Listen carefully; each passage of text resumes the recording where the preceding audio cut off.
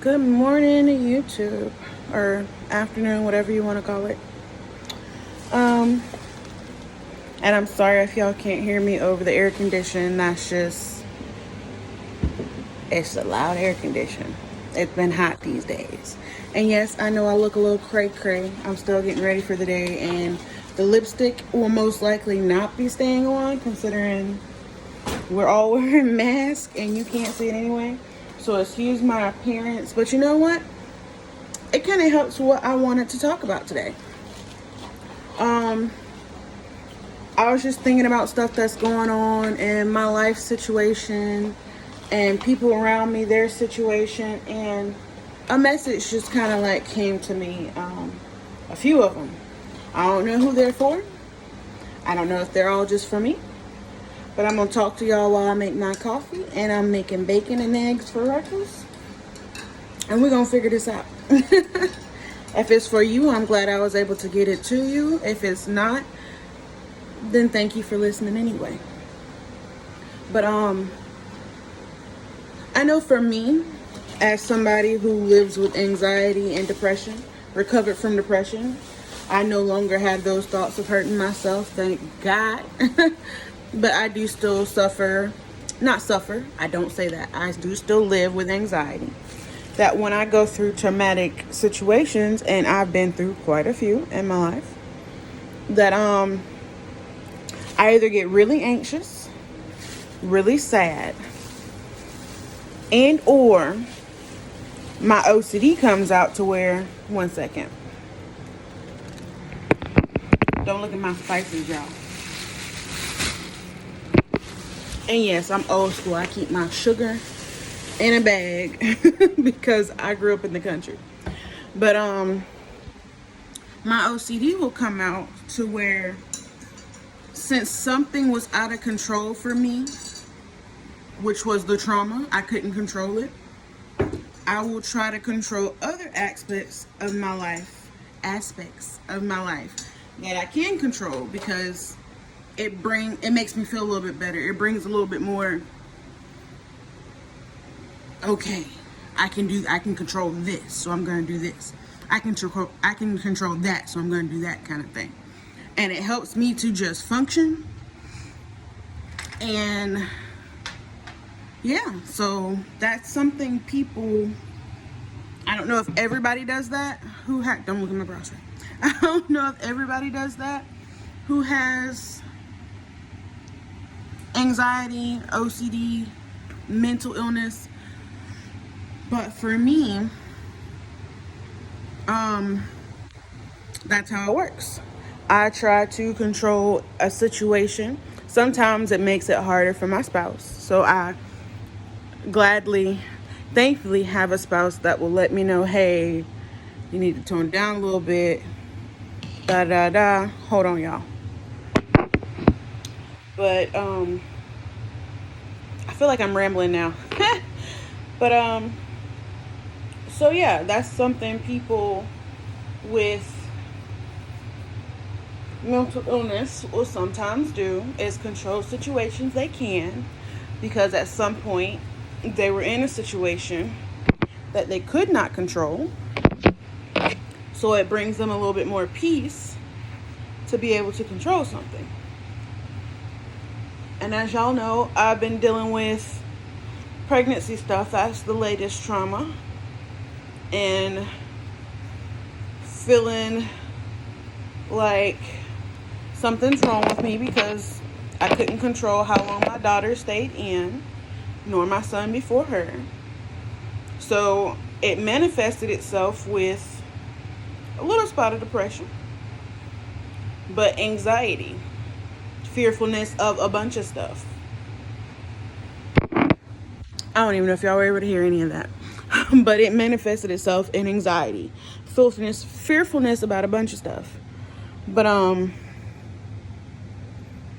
yeah, second thing that came to mind, that, sorry if this whole video just don't make sense, but that's how it is sometimes when you feel a certain way and it's just in you and you need to get it out. Second thing is, the way I grew up, it was you had to be a certain way. You had to be appeasable. You had to be, what's the word? It'll come to me. You had to be, appeasable for your not dominant with your man. Even though I come from a family full of dominant women. But you had to be a little bit more demure to be with a man. You had to take the back seat, this, that, and the other. And everything was centered around the man this, the man that. And honey girl, sugar child, whoever, I want you to know that you do not have to alter yourself to find a spouse. There is someone out there, maybe more than one person, that is the perfect person for you. The perfect person to match your energy, to match your wants, your desires, your dreams, that will accept all of you. I look like this, right? Y'all saw what I look like earlier. My husband ain't say anything, because he accepts it. He'll probably come back down later before we leave and ask me if I'm wearing this lipstick at the house. To which I will reply, no, I was just wearing it because I don't get to wear it these days. Quarantine, mask. It's like, why put on lipstick or makeup or anything when you're just going to throw a mask over it? I did that once last year. And when I took my mask off, it was smeared lipstick all over it. It didn't even matter that I did my makeup. It was brown on the mask. It's like, oh, got 1 minute left to flip the bacon. But, you don't have to change yourself to fit with a person. One, it's going to get exhausting and it's not going to last long term because that's not you. So then what happens? You end up with relationship problems, possible divorce, because this person is thinking, hey, you presented this to me and now you're changing. You want this, you want that. You want me to act like this. You want me to act like that. I came to you as my authentic self and you made your way into a way that you thought I wanted. There are some people that are narcissistic and controlling and they want you to change. That's not the person for you, sis. There's somebody out there, I repeat, there is somebody out there that will take you for you, will accept you wholly and completely, no matter your flaws, no matter your successes, no matter your lacks. They will accept you. You do not have to change yourself to fit and form to somebody else's idea of perfection, to somebody else's idea of what a spouse is or what they want. Because if you do that, then that's not the one for you. Somebody else is for them who fits those boxes. That's somebody else. That's not you. And you'll sit there upset, hurt, don't understand why it's so hard, because it's not you. You don't have to change. Be yourself. Be your authentic self. Like what you like. Don't like what you don't like. Actually, I blended a lighter lipstick with a red lip gloss to see what would happen. I normally pair it with a darker lipstick too, because I feel like I look better with darker lipstick. But this is looking if I would have put on foundation, mascara and everything, this might have would have worked. Anywho, sorry. It's just because I'm looking at myself. My teeth look white too. But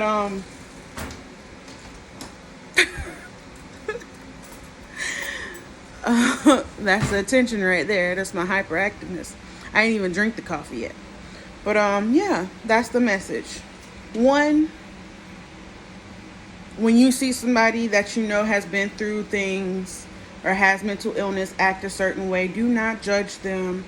Don't feel hurt by their comments.